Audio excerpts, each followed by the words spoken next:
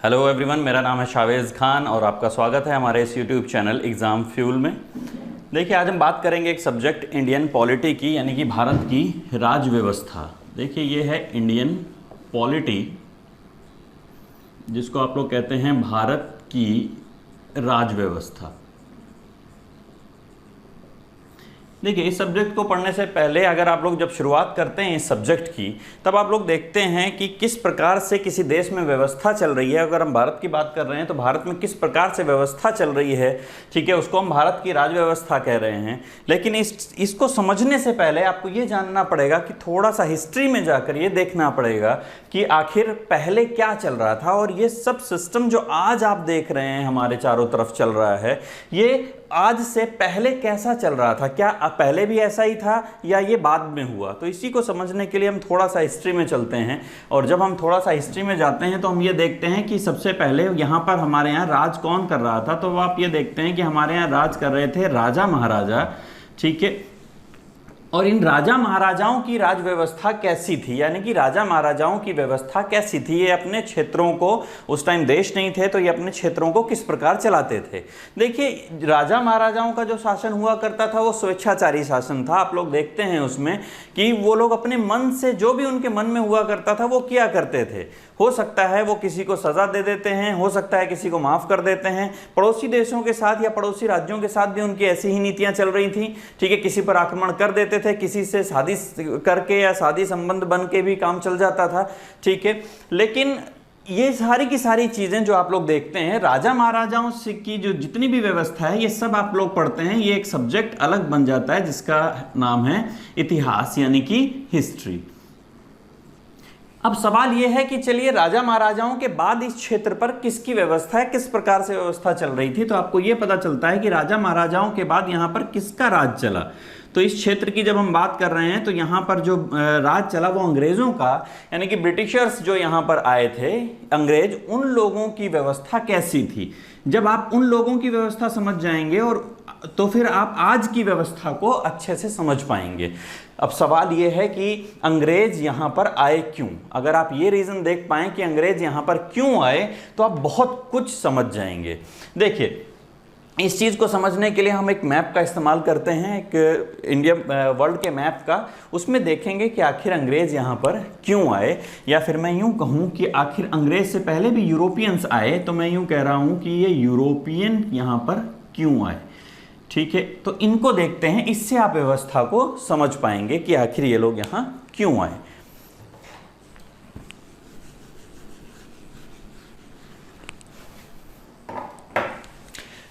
चलिए देखते हैं।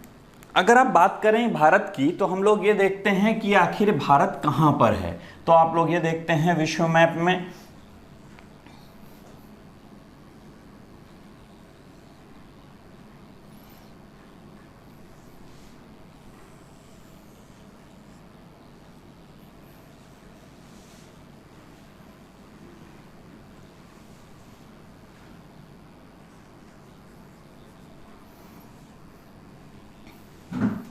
चलिए इस छोटे से मैप का मैं इस्तेमाल करता हूं, इस वर्ल्ड मैप का। सिंबॉलिक मैप मैंने आप लोगों के लिए बना दिया है, ठीक है। और जब आप इसको देखते हैं तो आपको ये पता है कि यहाँ पर ये जो क्षेत्र आपको दिख रहा है ये यूरोप है, ठीक है। और ये जो क्षेत्र आपको दिख रहा है जिसमें आपको इंडिया भी नजर आ रहा है, ये क्षेत्र एशिया है, ठीक है। और ये जो आपको क्षेत्र दिखाई दे रहा है, ठीक है, ये है अफ्रीका,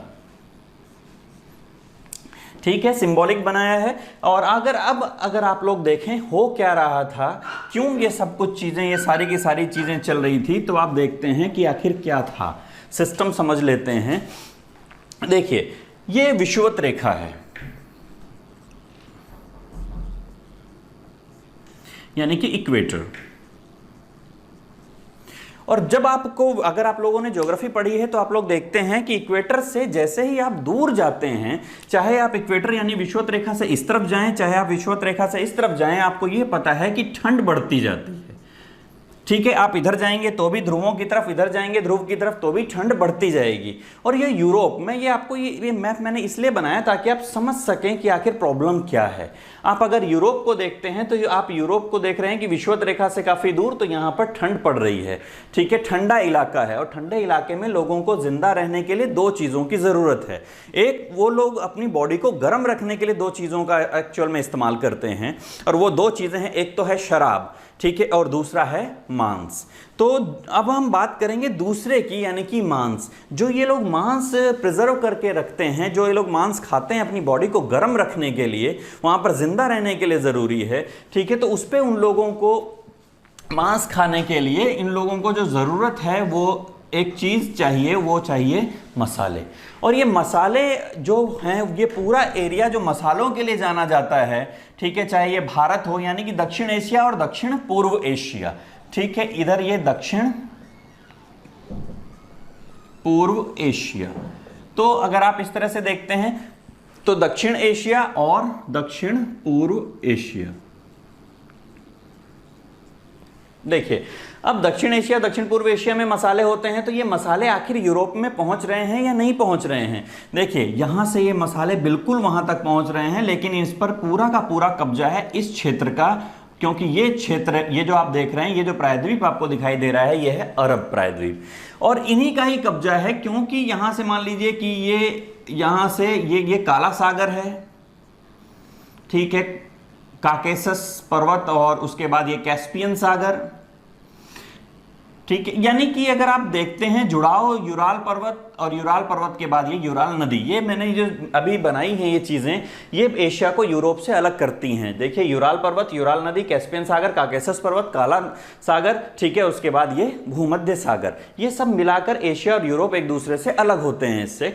अब देखिए, सवाल ये है कि क्या यहां से यहां तक व्यापार कर पाना बहुत इजी है? नहीं। अगर आप पहाड़ी एरियाज को देखेंगे तो सारे में पहाड़ हैं इधर इधर, तो इस वजह से यहां से बहुत ज्यादा इजी वे नहीं है, रास्ता नहीं था। तो अरब वाले क्या करते थे, देखिए, अरब वाले यहाँ से पूरा मसाले और सामान खरीदते थे और वापस ले जाते थे। और यहाँ पर एक छोटी सी जगह है जो फेमस है, आप लोग पढ़ते हैं उसको, कुस्तुनतुनिया।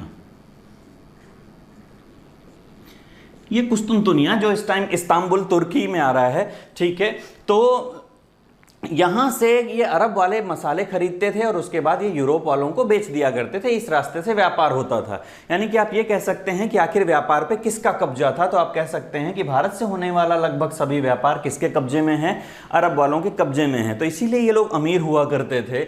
और यहाँ पर अब मैं आपको कुछ और चीज़ बताना चाहता हूँ। मान लीजिए कि अरब वाले यहाँ से कुछ सामान खरीद कर यहाँ लाए और उनको यहाँ पर इस सामान को बेचना है, तो एक सीधी सी बात है कि ये लोग अपना मुनाफा रखेंगे, ठीक है।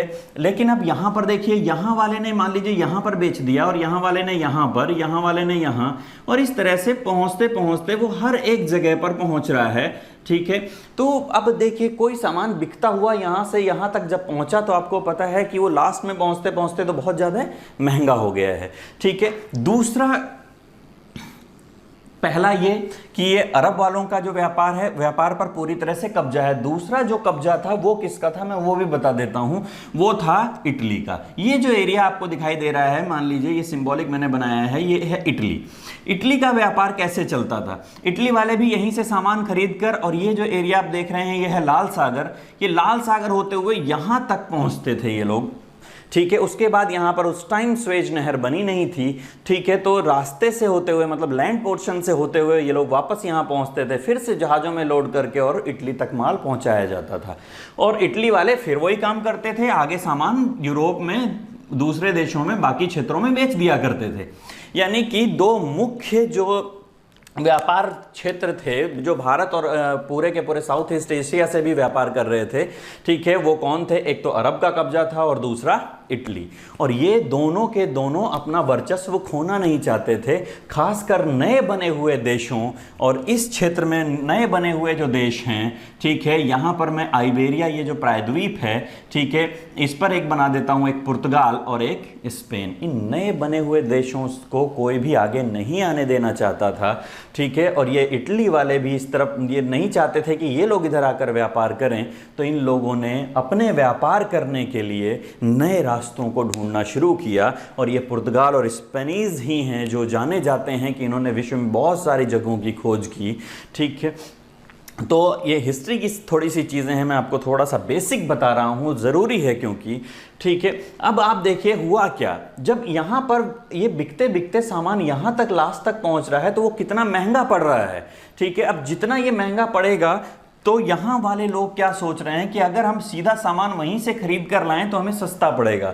लेकिन अब इन लोगों को ये पता है कि भारत जो क्षेत्र है या दक्षिण पूर्व एशियाई जो क्षेत्र है, ठीक है, स्पाइस आइलैंड जिनको कहा जाता था, ठीक है, उन क्षेत्रों में समुद्र है। इसका मतलब यह है कि अगर हम समुद्र के रास्ते जाएं तो यहाँ तक पहुँच सकते हैं, ऐसा इनका सोचना था, मानना था। और ये फाइनली इन लोगों ने नाव वगैरह अपने जहाज़ तैयार किए और भारत को ढूंढने निकल पड़े। आप लोग देखते हैं स्पेनिश, सबसे पहले जो इंसान यहां से भारत को ढूंढने निकला है वो है स्पेन का निवासी है। ठीक है, और वो ये काम कर रहा है 1492 में। 1492 में स्पेन निवासी भारत को ढूंढने निकलता है, लेकिन वो उल्टी तरफ पहुंच जाता है। यानी कि उसको, आप लोग देख रहे हैं, उसको इस तरफ आना था लेकिन वो इस उल्टी तरफ चला गया है क्योंकि समुद्र का एरिया है। ठीक है, अब जब वो इस तरफ आ गया है तो यहाँ पर कुछ द्वीप हैं, वो यहाँ पर पहुँचता है, और ये द्वीप जो उत्तरी अमेरिका यानी कि यहाँ पर नॉर्थ अमेरिका और यहाँ पर मान लीजिए साउथ अमेरिका, तो नॉर्थ और साउथ अमेरिका के बीच में यहाँ पर जो द्वीप हैं वो यहाँ पहुँचता है। और फाइनली चूंकि उसको ईस्ट इंडीज जाना था, ईस्ट इंडीज स्पाइस आइलैंड, जो इंडोनेशिया के जो स्पाइस आइलैंड हैं उनको ईस्ट इंडीज के नाम से जाना जाता था। ठीक है, लेकिन वो इस तरफ पहुंच गया, और ये जो देश कैरिबियन सागर वाले देश जो उसने ढूंढ निकाले, और इनका नाम बाद में पड़ा वेस्ट इंडीज। यानी कि आप ये समझ लीजिए कि उधर ईस्ट इंडीज है तो इधर वेस्ट इंडीज। और उसने ढूंढा अमेरिका, और आप लोग उसका नाम जानते हैं, वो स्पेन का निवासी 1492 में जिसने अमेरिका की खोज की, उसका नाम था कोलंबस। तो कुछ क्वेश्चंस हैं, आप ये सोचिए कि आखिर कोलंबस किसे ढूंढने गया था, तो आपको पता चलता है तो भारत ढूंढने गया था, लेकिन उसने किसकी खोज कर दी, तो आपको पता चला अमेरिका की खोज कर दी। ठीक है, यानी कि क्या वो सक्सेसफुल रहा भारत को ढूंढने में, तो नहीं, लेकिन वो बाद वालों के लिए थोड़ी सहायक जरूर हो जाता है, क्योंकि जब पुर्तगाल से 1498, दोबारा मैं बात कर रहा हूं 1498 की, 1498 में पुर्तगाल निवासी एक इंसान जो निकलता है, उसको पता है, वो यहां से जहाज लेकर निकला है, तो उसको पता है मैं इस तरफ नहीं जाऊंगा क्योंकि उस तरफ ऑलरेडी वो कोलंबस गया था और वो गलत जगह पहुंचा है। ठीक है, तो वो इधर अफ्रीका के किनारे किनारे किनारे किनारे होता हुआ इस जगह पहुंचा, यहां पर। ठीक है, और जब वो यहां पर पहुंचा तो ये जगह है केप ऑफ गुड होप, ये नाम है इस जगह का, Cape of Good Hope, Hindi में उत्तम आशा अंतरीप। ठीक है, अंतरीप या फिर केप, देखिए ये ज्योग्राफी का टर्म है, आप ज्योग्राफी की क्लास में इसको समझ सकते हैं, केप क्या होता है। ठीक है, तो ये जगह है केप ऑफ गुड होप, यानी कि उत्तम आशा अंतरीप, यहाँ पहुँचता है, और यहाँ पर उसे कुछ भारतीय मिलते हैं जो व्यापारी हैं, जो यहाँ से और यहाँ पर व्यापार किया करते हैं। वो उन व्यापारी में से ही किसी एक को लेता है, और उसको लेकर वो भारत का रास्ता पूछते हुए वो इंडिया यहाँ पर पहुँचता है। ठीक है, और उस जगह का नाम है कालीकट, ये कालीकट जहां पर ये पहुंचता है। ठीक है, और फाइनली ये पता चलता है कि भारत की खोज कर ली गई, यानी कि उसने भारत को खोज लिया, यानी कि 1498 में कालीकट पहुंचने वाला नाम आप लोगों को पता ही चल गया कौन है। ठीक है, वास्को डी गामा। देखिए ये वास्को डी गामा है जो 1498 में कालीकट पहुंचा। देखिए कितना घूमकर, पूरा अफ्रीका घूमकर केप ऑफ गुड होप होते हुए ये यहाँ पर कालीकट पहुंचा है। ठीक है, नाम क्या है, वास्को डी गामा, कहाँ का निवासी है, पुर्तगाल का। ठीक है, तो ये पुर्तगाली यहाँ पर पहुँचता है, और अब जब ये भारत को इसने ढूंढ लिया है तो अब कहानी शुरू हो गई है कि ये यूरोप वाले यहाँ आ रहे हैं। अब देखिए हुआ क्या, एक बहुत इंटरेस्टिंग सी स्टोरी है और बहुत इंपॉर्टेंट भी। देखिए जैसे ही वास्को डी गामा यहाँ पहुँचता है कालीकट, ठीक है, उस क्षेत्र में हिस्ट्री की बुक्स ये कह रही हैं कि वहाँ पर जो राजा उस टाइम राज कर रहा है उस एरिया में, उसका नाम है जमोरिन। ठीक है, अब जब वास्को डी गामा यहाँ पर व्यापार करने पहुँचता है तो उसको 2 बार पैसे देने पड़ते हैं, चुकाने पड़ते हैं। देखिए जैसे ही वो यहाँ व्यापार करने, सामान खरीदने लगता है तो राजा उसको बुला लेता है, और राजा कहता है कि यहाँ पर बिना मेरी परमिशन के आप व्यापार नहीं कर सकते। तो वो पूछता है किस तरह परमिशन, कैसी, मतलब पैसा, ठीक है। तो वो पैसा चुका देता है कि ठीक है मैं आपके क्षेत्र में व्यापार करूंगा, आपको इतना पैसा चाहिए तो आप ले लीजिए, ठीक है। उतना पैसा उसने ले लिया। उसके बाद जब वो बहुत सारा सामान यहाँ से लोड कर लेता है, खरीद लेता है, उसके बाद वो वापस जाता है, ठीक है। जब वो वापस निकल रहा होता है, राजा फिर से बुला लेता है, उससे पूछता है कितना सारा सामान खरीदा, वो बता देता है कि इतना सारा सामान खरीद लिया, ठीक है। तो राजा कहता है जितना भी सामान आपने यहाँ से खरीदा है उस पर सब पर टैक्स भी लगेगा, यानी कि उसको फिर से पैसा चुकाना पड़ेगा। और उसने फिर से ये पैसा चुकाया, ठीक है। यानी कि उसको कितनी बार पैसा चुकाना पड़ा वहाँ पर व्यापार करने के लिए? 2 बार, ठीक है। उसके बाद वो यहाँ से वापस निकल गया, सेम रास्ते से होता हुआ वो वापस पुर्तगाल पहुँचा, ठीक है। और जब वो वापस पुर्तगाल पहुँचा तो ये पता चला, बुक्स ये लिख रही हैं कि उसको 60 गुना मुनाफा हुआ।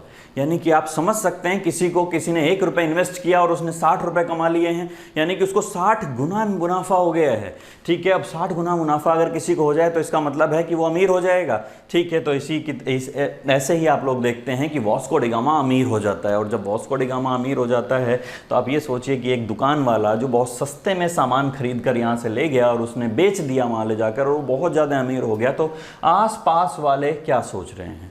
तो आसपास वाले दुकान वाले भी यही सोचेंगे कि हम भी सामान वहीं से लेकर आएं। तो बस यही वो सिलसिला था जब चल पड़ा कि यूरोपियंस को ये पता चल गया कि रास्ता है जो भारत पहुंचता है, वास्को डी गामा ने उसकी खोज कर ली है और ये यूरोपियंस निकल पड़े भारत के लिए, ठीक है। अब पुर्तगाली आए, उसके बाद आप लोग देखते हैं डच भी आए, अंग्रेज भी आए, फ्रेंच भी आए, ठीक है। तो पुर्तगाली, डच, अंग्रेज, फ्रेंच, यूरोपियन का आगमन कुल मिलाकर यहाँ से इस रास्ते से शुरू हो गया। देखिए अब हमें किससे मतलब है, हम वापस थोड़ी सी हिस्ट्री को छोड़कर वापस अपने पॉलिटी में आ जाते हैं। और जब हम पॉलिटी में आते हैं तो हमें किससे मतलब है, हम क्या बात कर रहे थे? हम बात कर रहे थे अंग्रेजों की, कि यहाँ पर अंग्रेज क्यों आए। तो आपको आने का रीज़न पता चल गया, ठीक है। और यहाँ पर आने के बाद एक चीज़ जो ये पूरी कहानी का एक सार है वो मैं आपको बताना चाहता हूँ कि जब वो कोई भी यहाँ पर व्यापार करने आएगा तो उसको 2 बार पैसे चुकाने पड़ेंगे, एक परमिशन के नाम पर और दूसरा टैक्स के नाम पर। बस आपको ये चीज़ ध्यान रखनी है, ठीक है। अब हम समझते हैं अंग्रेज़ों के बारे में, ठीक है। अब हम अंग्रेज़ों के बारे में समझते हैं, उसके लिए हमें इंडिया मैप की ज़रूरत पड़ेगी।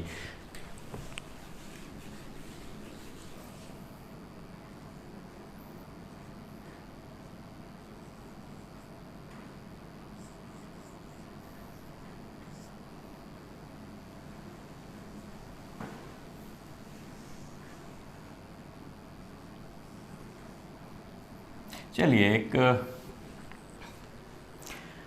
एक इंडिया का सिंबॉलिक मैप मैंने आप लोगों के लिए बना दिया है, ठीक है। तो अब देखते हैं कि आखिर यहाँ पर क्या चल रहा है। तो अभी मैं आपको जो समझा रहा था उसमें अंग्रेज यहाँ पर आ रहे हैं और अंग्रेजों को यहाँ आने के लिए, तो अंग्रेजों में से यहाँ पर कौन आया, सबसे पहले तो हम उसकी बात करते हैं। तो सबसे पहले आप लोगों को पता है कौन आया, तो हम कहते हैं ईस्ट इंडिया कंपनी। देखिए ये ईस्ट इंडिया कंपनी, जिसको शॉर्ट फॉर्म में हम EIC लिखते हैं, ठीक है। ये ईस्ट इंडिया कंपनी है जो यहाँ पर व्यापार करने आ रही है। तो ईस्ट इंडिया कंपनी आप लोग देखते हैं, ईस्ट इंडिया कंपनी के जो लोग हैं उन लोगों ने, जो ये व्यापारियों का एक ग्रुप है ईस्ट इंडिया कंपनी, इन लोगों ने महारानी से परमिशन ली है। एलिजाबेथ फर्स्ट हैं उस टाइम, ठीक है। और वो महारानी से परमिशन लेकर आते हैं, जो 31 दिसंबर 1600 को ये परमिशन इन लोगों को मिलती है, जिसको कहा जाता है 1600 का चार्टर, ठीक है। तो ये 31 दिसंबर 1600 को ये चार्टर को आप यूँ समझे कि अनुमति पत्र एक तरह से, ठीक है। तो ये अनुमति पत्र ईस्ट इंडिया कंपनी को भारत में व्यापार, भारत और उसके आसपास के पूरे क्षेत्र में व्यापार के लिए मिला। तो वो कब मिला, ठीक है, 31 दिसंबर 1600। किसने दिया? एलिजाबेथ फर्स्ट, ठीक है। अब ये यहाँ पर आ गए हैं, तो ये कौन है? ईस्ट इंडिया कंपनी, यानी कि व्यापारियों का एक ग्रुप है। अब व्यापारियों का ग्रुप जब यहाँ पर भारतीय क्षेत्र में व्यापार करने आया है, ठीक है, तो उस टाइम की अगर मैं भारत की बात करूं तो आज का भारत ठीक है ऐसा दिखता है, लेकिन उस टाइम तो ये पूरा का पूरा एरिया आप लोग देखते हैं, ये पूरा का पूरा एरिया आप लोग देखते हैं पूरा क्षेत्र ही था, क्योंकि ये देश नहीं था। तो ऐसे में आप लोग जब इसको देख रहे हैं तो यहाँ पर जब भी ये लोग व्यापार करने आए हैं तो आपको पता है कि पैसा 2 बार चुकाना पड़ेगा, ठीक है। पहला एक परमिशन के नाम पर और दूसरा टैक्स के नाम पर, यानी कि 2 बार आपको पैसा चुकाना है। और ईस्ट इंडिया कंपनी ने 2 बार पैसा चुकाया और वो यहाँ से व्यापार कर रही है, पैसा चुका रही है, व्यापार कर रही है। लेकिन आपको पता है कि कोई जब आपको व्यापार कर रहे हो और आपसे कोई टैक्स वसूल रहा हो तो आपको लग रहा है कि वो टैक्स किसी ना किसी तरीके से कम करवाया जाए। और ईस्ट इंडिया कंपनी वालों ने यही किया। कभी मुगल के दरबार में जा रहे हैं, कभी किसी और शासक के दरबार में जा रहे हैं, ठीक है, किसी नवाब के दरबार में जा रहे हैं कि हमारा कोई टैक्स कम कर दीजिए, ठीक है। तो आपने कई सारे नाम हिस्ट्री में आप लोग देखते हैं जो टैक्स कम करवाने के लिए गए हैं, ठीक है। और फाइनली ये लोग यहाँ से व्यापार कर रहे हैं, पैसा चुका रहे हैं। कई जगहों पर इन लोगों को टैक्स में या परमिशन में छूट मिली हुई है जिसका ये लोग इस्तेमाल कर रहे हैं, ठीक है, पूरा फ़ायदा उठाया जा रहा है, ठीक है। और उसके बाद जब आप देखते हैं सब कुछ ठीक चल रहा है 1600 ईस्वी से लेकर अंग्रेज यहाँ आने तक, उसके बाद व्यापार करने तक सब कुछ बहुत बढ़िया चल रहा है, जब इस क्षेत्र में कुछ गड़बड़ होने वाली है। और ये क्षेत्र कौन सा है तो आप लोगों को पता है, ये पूरा का पूरा क्षेत्र उस टाइम का बंगाल है। तो इस बंगाल के क्षेत्र में क्या प्रॉब्लम होने वाली है, 1756 में जब सिराजुद्दौला बैठता है गद्दी पर तब दिक्कतें आनी शुरू हो जाती हैं। 1756 में, ठीक है, सिराजुद्दौला के बाद दिक्कतें आती हैं, तब अंग्रेज़ों के साथ उसकी नहीं बन रही है, ठीक है। और अंग्रेज़ सोचते हैं किसी और को गद्दी पर बिठा दिया जाए जो हमारा कठपुतली शासक हो। और इसी तरह वो देखते हैं किसी एक को, यानी कि उस टाइम जो इसका सेनापति है एक तरह से मीर जाफ़र, सिराजुद्दौला का सेनापति, इसको ऑफर करते हैं कि अगर हम तुझे राजा बनवा दें तो क्या हमारे लिए क्या करोगे तुम। तो ये कहता है जो आप कहेंगे वो करूंगा भाई, मुझे अगर आप राजा बना दोगे तो। बस यही हुआ 1757 में आपने देखा एक युद्ध लड़ा गया जो था प्लासी का युद्ध। और उस प्लासी के युद्ध में सिराजुद्दौला जो था, ठीक है, वो हार गया, ठीक है, और मीर जाफ़र को गद्दी पर बिठा दिया गया और सिराजुद्दौला को मार दिया गया। तो गद्दी किसको मिल गई, मीर जाफ़र। और किसने इसको राजा बनवाया, वो थे अंग्रेज। और रीजन आप समझ रहे हैं कि इन्होंने क्यों बनवाया, क्योंकि ये चाहते हैं कि ये जो परमिशन और टैक्स के नाम पर इनको पैसा देना पड़ रहा है वो ना देना पड़े। अब मीर जाफ़र गद्दी पर बैठ जाता है और मीर जाफ़र के बाद अंग्रेज उससे लगातार नई नई डिमांड करते रहते हैं। अब देखिए, मान लीजिए आपने किसी को राजा बनवाया है तो फिर आपकी जो डिमांड्स हैं वो बढ़ती जा रही हैं। तो इसी तरह अंग्रेज़ों की डिमांड लगातार बढ़ती रही। और जब अंग्रेज़ों की डिमांड बढ़ती रही तो ये मीर जाफ़र भी परेशान हो गया। और उसके बाद मीर जाफ़र जब परेशान हो गया तो अंग्रेज़ों ने कहा कि अगर तुम हमारे काम के नहीं हो तो तुम गद्दी छोड़ दो। और फाइनली यही हुआ कि मीर जाफ़र को भी गद्दी से हटा दिया गया और मीर कासिम को गद्दी पर बिठा दिया गया, ठीक है, जो इसका जीजा था। तो ये मीर कासिम को गद्दी पर बिठा दिया गया, ठीक है। और फाइनली आप लोग देखते हैं ये सब कुछ चल रहा है। और उसके बाद जब यहाँ पर मीर कासिम से भी नहीं बन रही है तो फिर से एक लड़ाई का माहौल बन रहा है, ठीक है। और वो लड़ाई का माहौल आपको देखने को मिलता है 1764, जब आप लोग देखते हैं एक युद्ध होता है, बक्सर का युद्ध। देखिए बक्सर, तो ये बक्सर में जब यहाँ पर ये युद्ध हो रहा है बक्सर में, तब आप लोग देखते हैं कि कौन कौन लड़ रहा है। तीन सेनाएं लड़ रही हैं अंग्रेज़ों के खिलाफ। तो एक है अवध का नवाब लड़ रहा है, ठीक है, और दूसरी तरफ से आप लोग देख रहे हैं मुगल शासक है, ठीक है। तो मुगल शासक और यहाँ पर बंगाल का नवाब भी लड़ रहा है, अवध का नवाब भी लड़ रहा है। और प्लासी और बक्सर का युद्ध जब आप पढ़ते हैं हिस्ट्री में तब आप इन लोगों को देखते हैं कि अंग्रेज़ों ने इन 3 लोगों की सेनाओं को हरा दिया और अंग्रेज़ों की जीत हो गई। जब 1764 में बक्सर का युद्ध हुआ और अंग्रेज़ों की जीत हो गई और 3 मुख्य जो सेनाएं थी इंडिया में, ठीक है, वो हार गईं, तो इसका मतलब है कि अब अंग्रेज़ों का जो वर्चस्व है वो बढ़ने वाला है। और यही हुआ और अंग्रेज़ों का वर्चस्व बढ़ गया। लेकिन इससे एक बहुत बड़ा फ़ायदा अंग्रेज़ों को हुआ और यही वो शुरुआत है, यही वो टर्निंग पॉइंट है जब अंग्रेज़ों ने सोच लिया कि अब हम इस क्षेत्र पर राज करेंगे। और फाइनली जैसे 1764 के युद्ध के बाद क्या हुआ, अंग्रेज़ों, ये जो बंगाल वाला क्षेत्र है ये अंग्रेज़ों को मिल गया, ठीक है। तो ये अंग्रेज़ों को बंगाल का जब क्षेत्र मिला तब आप ये देखते हैं कि क्षेत्र मिलने का मतलब क्या। देखिए, अगर क्षेत्र अंग्रेज़ों का हो गया है तो इसका मतलब ये है कि अब आपको किसी से परमिशन लेने की ज़रूरत नहीं है, ठीक है, किसी को टैक्स देने की ज़रूरत नहीं है। और ऊपर से जब क्षेत्र है और यहाँ पर आप ये देख रहे हैं कि अगर अंग्रेज़ों का क्षेत्र है तो इसका मतलब वहाँ से जो वसूली है, जो राजस्व वसूली है, ठीक है, वो भी अब कौन करेगा, अंग्रेज।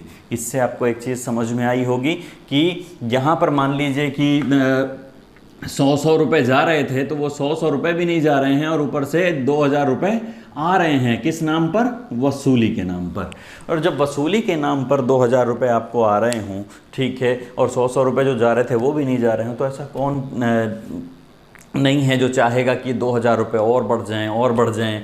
और फाइनली आप लोग देखते हैं इस पूरे के पूरे क्षेत्र में, ठीक है, ये वसूली, अंग्रेज वसूली करते जा रहे हैं। और अब लेकिन एक चीज़ आप समझिए कि जब अंग्रेज इस बंगाल के क्षेत्र से बाहर इस क्षेत्र में या इस क्षेत्र में व्यापार करने जाते हैं तब क्या होता है? तो यहाँ तो अंग्रेज़ों का क्षेत्र नहीं है। तो जब यहाँ पर अंग्रेज़ों का क्षेत्र नहीं है तब उस टाइम आप लोग देखते हैं कि अंग्रेज जब इस क्षेत्र में जाते हैं व्यापार करने, तो वही है, परमिशन लग रही है, टैक्स भी लग रहा है, ठीक है। तो अंग्रेज ये सोच रहे हैं कि क्यों ना इस क्षेत्र पर भी कब्जा कर लिया जाए। और देखते ही देखते अंग्रेजों ने कुछ ही सालों में यहाँ पर इस क्षेत्र पर, ठीक है, इस पूरे क्षेत्र पर, जो क्षेत्र कहलाता है मद्रास, ठीक है, और ये क्षेत्र जो कहलाता था उस टाइम बम्बई, तो बम्बई और मद्रास, इस दोनों क्षेत्रों पर उन्होंने क्या किया? कब्जा कर लिया। क्योंकि दो महत्वपूर्ण व्यापारिक क्षेत्र है, बम्बई और मद्रास कब्जे में हैं। बंगाल ऑलरेडी पहले से इनके कब्जे में आ गया है, ठीक है, और इस ईस्ट इंडिया कंपनी के पास बहुत सारी वसूली आ रही है, ठीक है। तो अब सवाल यह है कि दिक्कत किसे हो रही है, ठीक है। तो दिक्कत पुर्तगाली कंपनीज़ यहाँ पर हैं, उनको दिक्कत है। फ्रांसीसी कंपनीज़ हैं, उनको दिक्कत है। फ्रांसीसी कंपनी है, ये पुर्तगाली कंपनी है, मान लीजिए इस क्षेत्र में व्यापार करने के लिए जाती हैं तो उनसे टैक्स वसूला जाता है। कौन वसूलता है? अंग्रेज वसूलते हैं। तो यहाँ पर प्रॉब्लम आ रही है, उन दोनों के बीच भी कॉन्फ्लिक्ट चल रहा है, लड़ाइयाँ चल रही हैं, ठीक है।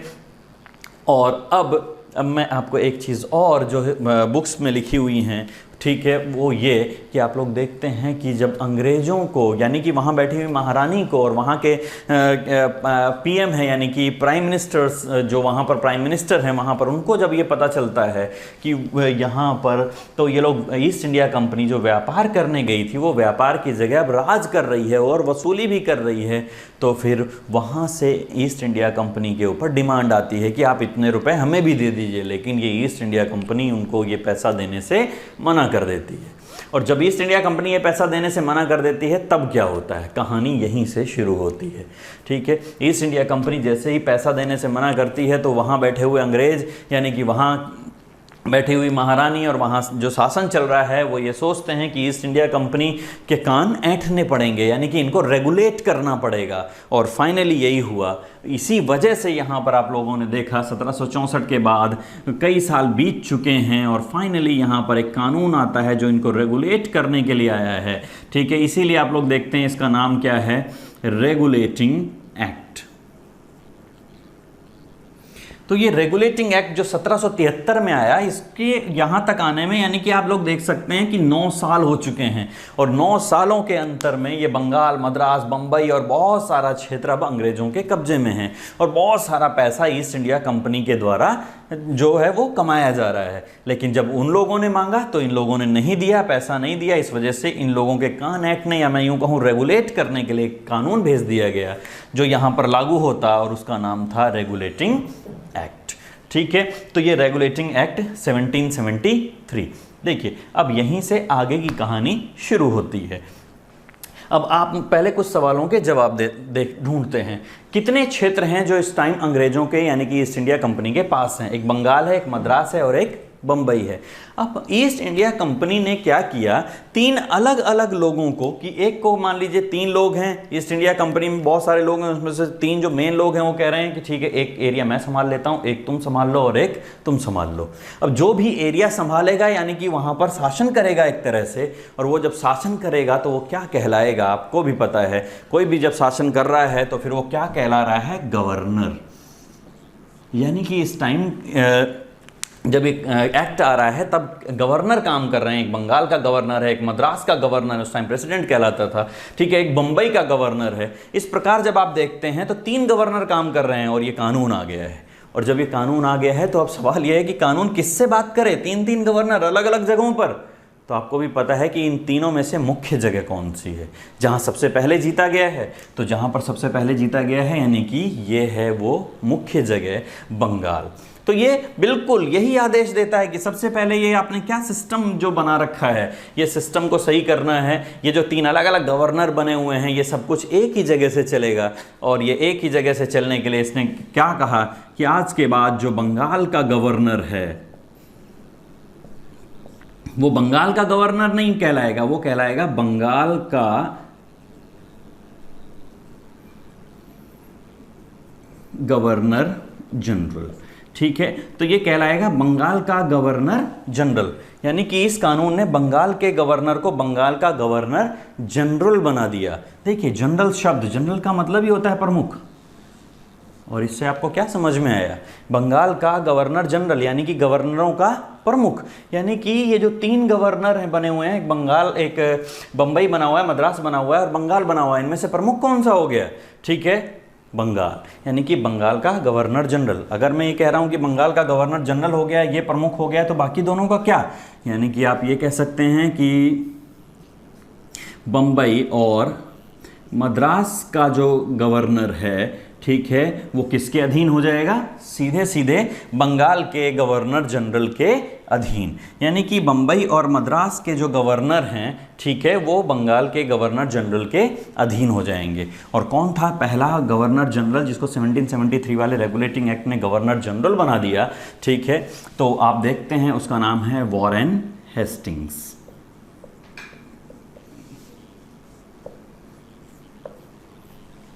तो ये वॉरेन हेस्टिंग्स है, ठीक है, जो बंगाल का गवर्नर हुआ करता था उस टाइम, और वो बन गया है बंगाल का गवर्नर जनरल। ठीक है, और बंबई मद्रास के जो गवर्नर हैं वो किसके अधीन हो गए हैं? तो आपको पता चल गया है, वो हो गए हैं बंगाल के गवर्नर जनरल के अधीन।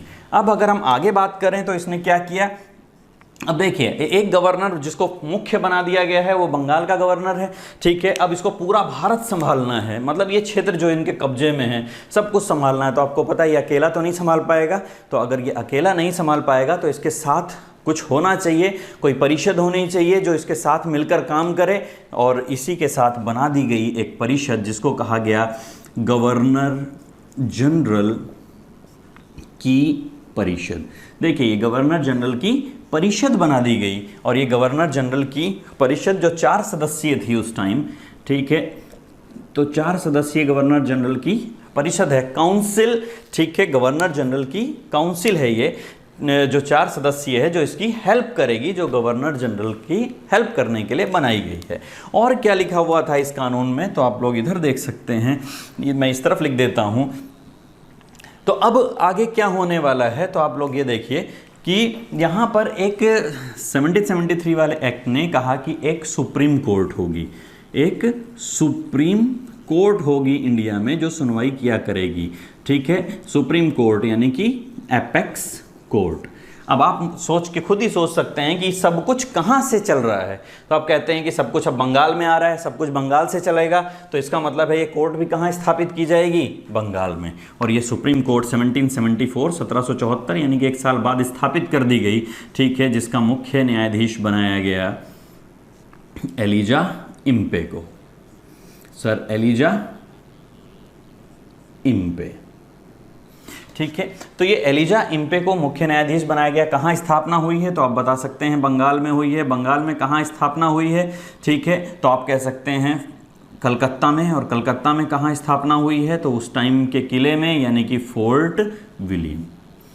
ठीक है, तो ये फोर्ट विलियम में ये स्थापना हो गई है। ठीक है, कलकत्ता के फोर्ट विलियम में। ठीक है, 1774 में मुख्य न्यायाधीश एलिजा इम्पे के लिए। ठीक है, उसके बाद आप देखते हैं क्या हुआ, और इसमें एक और लाइन क्या लिखी हुई थी।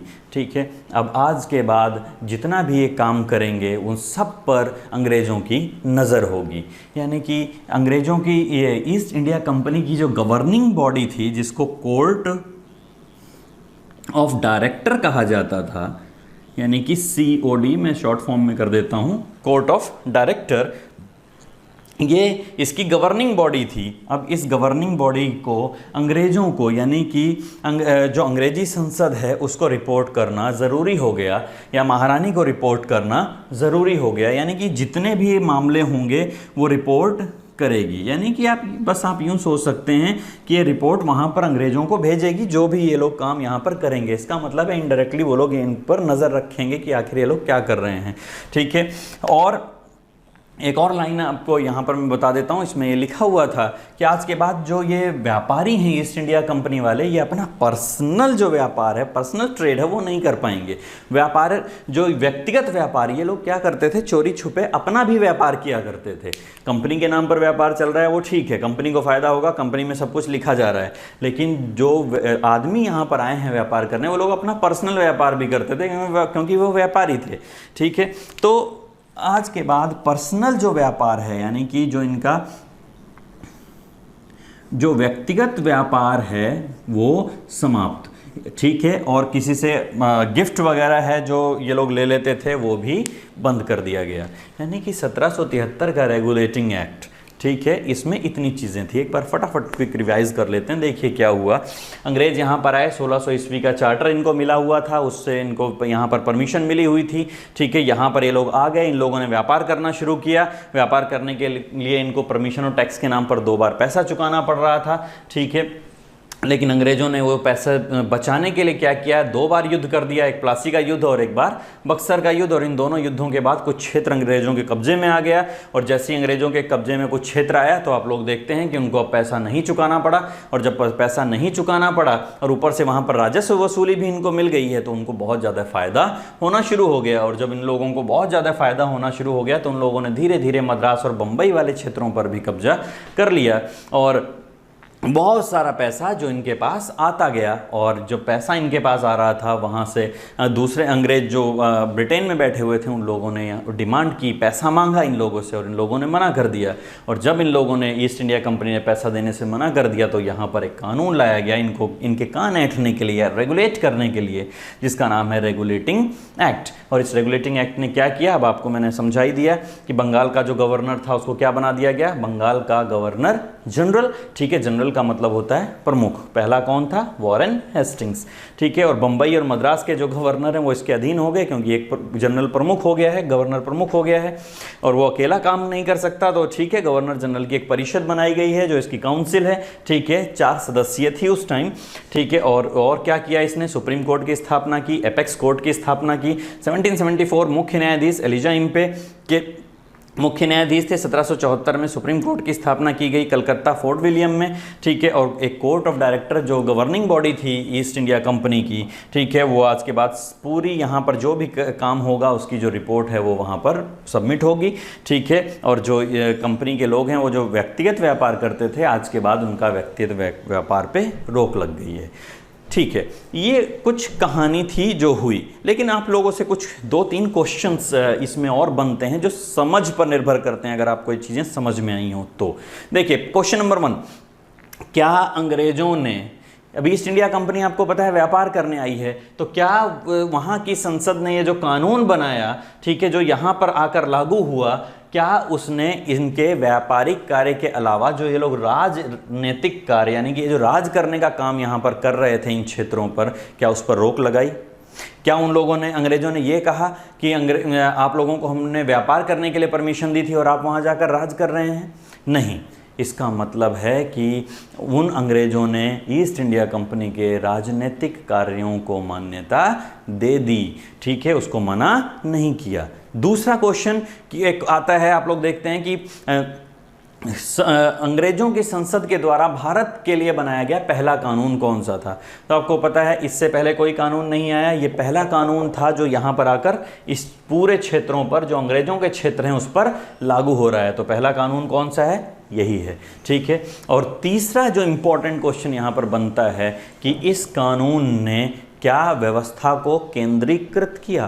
केंद्रीकृत का मतलब है सेंट्रलाइज्ड करना, यानी कि सब कुछ पावर को एक जगह कर देना। देखिए, पहले बंगाल का सिस्टम अलग चल रहा था, मद्रास का अलग चल रहा था, बंबई का अलग चल रहा था, लेकिन अब इस कानून ने क्या किया, सारा का सारा सिस्टम कहाँ से चलेगा? बंगाल से चलेगा, एक ही जगह से चलेगा। यानी कि क्या इस कानून ने इस पूरी व्यवस्था को सेंट्रलाइज्ड नहीं कर दिया? जी बिल्कुल, ये पूरी की पूरी व्यवस्था सेंट्रलाइज्ड हो गई, यानी कि केंद्रीकृत हो गई। ठीक है, तो ये था आपका 1773 का रेगुलेटिंग एक्ट और उसके पीछे की कहानी। ठीक है, तो ये पहला कानून था और धीरे धीरे आप लोग देखेंगे कैसे ये अंग्रेज भारत में राज करते रहे और भारत में बाकी सारी की सारी चीज़ें लागू हो गई।